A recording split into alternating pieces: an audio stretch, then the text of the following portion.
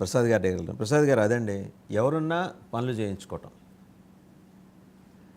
ముందుగా 99 టీవీ ప్రేక్షకులకు నమస్కారం అండి. అలాగే ప్యానెల్లోని పెద్దలకి మీకు కూడా నమస్తే. మీరేంటి వాళ్ళ షర్ట్ వేసుకొని వచ్చారు?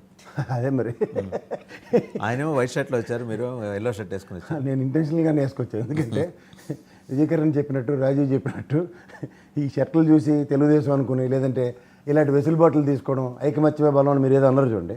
ఐకమత్యం దేంట్లో ఉంటుందంటే డబ్బులు ఎవరి దగ్గర ఉన్నాయో వాళ్ళ చుట్టూ తిరగడానికి ఐకమత్యం ఉంటుంది. అట్లా విజయ్ చెప్తున్నాడు, మాకే పనులు అంటే అధికార పార్టీ కాబట్టి అధికారంలో ఉన్నప్పుడు చేస్తారంటే నేను మళ్ళీ చెప్తున్నాను, ఒక కార్యకర్తలకి లేదంటే ఈ పాటాపాటి చోటా మోటా నాయకులకి ఈ వైఎస్ఆర్సీపీ పార్టీలో కానీ తెలుగుదేశం పార్టీలోనే 14 నుంచి 19, 19 నుంచి 24లో వాళ్ళకి ఎవరికైనా పని అయిందేమో చెప్పమనండి. బాగుపడిన వాళ్ళందరూ నిజమైన ఎక్కచ్చైన కాంట్రాక్టులు బాగుపడ్డారు లేదంటే గట్టిగా అయితే ఫోటోలు ఎరగొట్టి పార్టీలో జాయిన్ అయిన వాళ్ళు కూడా కొంతమంది ఉన్నారు. ఇవన్నీ ఆద్యంతం గమనిస్తుంటే ఏమవుతున్నాయంటే ఎక్కడికక్కడ సర్వైవల్ ఫర్ ద ఫిట్టెస్ట్ అనేది మనం ఎప్పుడో చిన్నప్పుడు చదువుకున్నాం. కానీ సర్వైవల్కి ఒక బెస్ట్ లలిత కళలో ఉన్న కళలు కాకుండా కొత్త కళలను ఒకటి ఆస్వాదిస్తే దానికి అనుగుణంగా ఏ ప్రభుత్వం వచ్చినా వాళ్ళతోనే పని అయ్యే కార్యక్రమం. ఇందాక విజయ్కి తెలుసో తెలీదో మైనింగ్ జీవో కూడా మళ్ళీ నామినేటెడ్ పద్ధతిలోనే పాత పద్ధతులకే తెరలేపారు.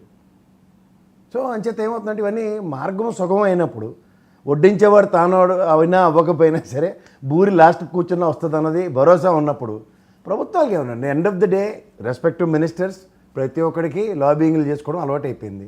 కొత్తగా వినూత్నంగా ఏదో చేద్దాం అన్న దగ్గర రాజకీయాల్లో వినూత్న పద్ధతికి ఎక్కడ తెరలేపనివ్వడానికే అవకాశాలు లేవు.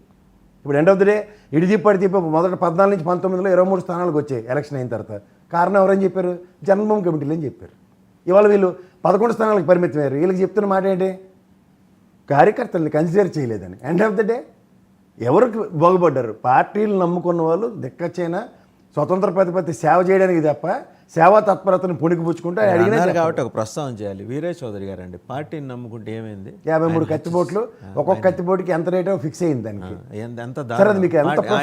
ఆయన రెస్క్యూగా ఎవరైనా వచ్చారా? ఆ రోజు ఆయన మీద అది జరుగుతుందని ముందరే సమాచారం ఉన్నా కూడా ఎందుకు కాపాడుకోలేకపోయింది తెలుగుదేశం? సార్ అది మీరు గమనించట్లేదు. 3 నిమిషాల 42 సెకండ్లలో నెంబర్ ఆఫ్ కత్తిపోట్లు 53, 54 కత్తిపోట్లతో ఓన్లీ ఆ ప్రొఫెషనల్ కిల్లర్ టాస్క్ ఇచ్చి మరీ ఆయన్ని డిప్లాయ్ చేసి చేయగలిగారు. అవి తప్పు, వీరమరణాలు అంటారు అట్లా.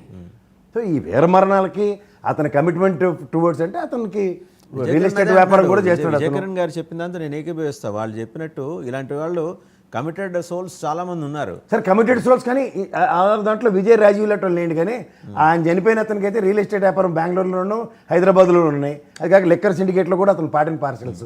సో ఆ లోకల్లో జరిగిన డ్యామేజ్ అది. అండ్ ఇంటెన్షనల్గా 2 చౌదరీస్ 1 vs 1 కొట్టుకుని సచ్చారు. సో దీంట్లో ఏముంది? పార్టీ నిర్ణయాలు ఎలా ఉంటాయి రేపు పొద్దున్న చూద్దాం. ఇక్కడ నేను అంటుంది ఏంటంటే కార్యకర్త నా దగ్గర లాబింగ్కి పనికొస్తాడు, లేదంటే పనికి రావట్లేదు. అండ్ కాంట్రాక్టర్స్ అంటారా? ఇప్పుడు నేను ఎల్లో చొక్కా వేసుకున్నాను, రేపు పొద్దున్న బ్లూ గ్రీన్ వేసుకుంటే నువ్వు ఆ పార్టీ ఈ పార్టీని ఆపాదించి మాట్లాడడం మిగులుతున్నాయి తప్ప వాళ్ళు మీరు ప్రొఫెషనల్గా బంగారాలు వేసుకుని చైన్లు వేసుకుని కద్దరి చెట్లు నలక్కుండా అంటే అందరూ కద్దరి చెట్లు జమానే ఉంది ఇప్పుడు. సో దీంట్లో ఏమవుతున్నాయంటే వీళ్ళు వెళ్ళి ఎవడి పని ఆడి కార్యం చక్కగా చక్కబెట్టుకుని నామినేటెడ్ పద్ధతిలోనే మైనింగ్ జీవో చూడండి ఒకసారి.